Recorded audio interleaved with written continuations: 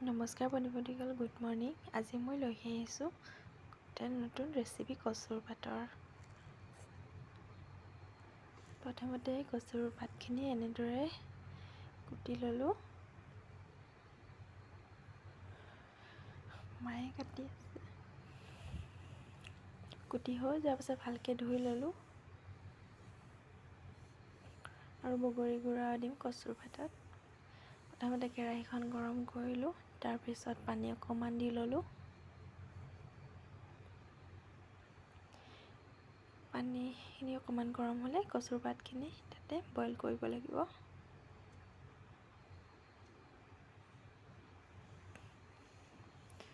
অকণমান ঢাকনিৰে ঢাকি দিলোঁ। দেখিছে কিমান ধুনীয়া হৈছে।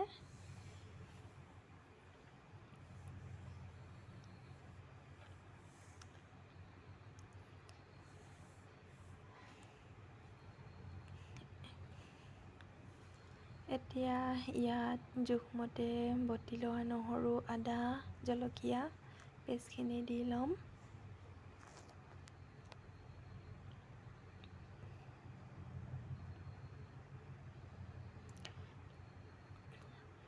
বগৰী গুড়া দি ল'ম 2 চামুচ।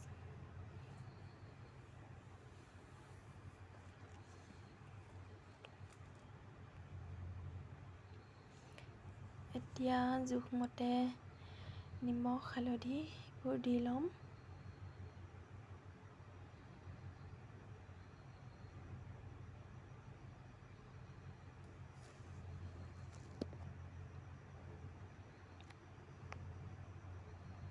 আৰু এইবোৰ দি হ'লে অকণমান লৰাই সিজিবলৈ দিব। জলকীয়া দিম এতিয়া।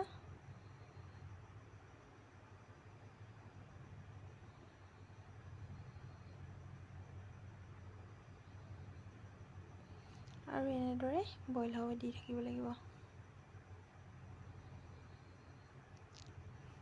আৰু এতিয়া অকণমান জিৰা গুড়ি, অকণমান ধনিয়া গুড়ি দি ল'ম।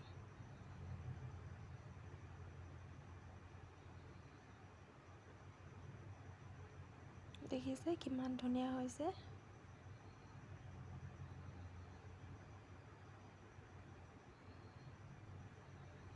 আৰু শুকাই এনেকুৱা হ'ল। এতিয়া অকণমান মাৰ কাৰণে উলিয়াই থৈ আমি ইয়াতে মাছ দিম। সৰু সৰু মাছ দি খাই চাবচোন, ৰেচিপিটো ট্ৰাই কৰি চাব। ইমান ধুনীয়া হয়, ইমান খাবলৈ টেষ্টি হয়। আমিতো এইবোৰ প্ৰায় খায়ে থাকোঁ, গাঁৱৰ মানুহবোৰে প্ৰায় খায়ে থাকে। যিসকলে খোৱা নাই এনেদৰে বনাবচোন। কচু পাতৰ খুব ভাল লাগে খাই। যদি ভিডিঅ'টো ভাল লাগিছে প্লিজ লাইক কৰিব, কমেণ্ট কৰিব।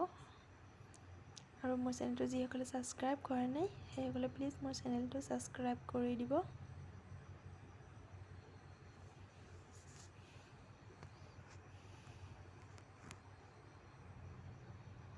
আৰু আজিৰ ৰেচিপিটো ইমানেই।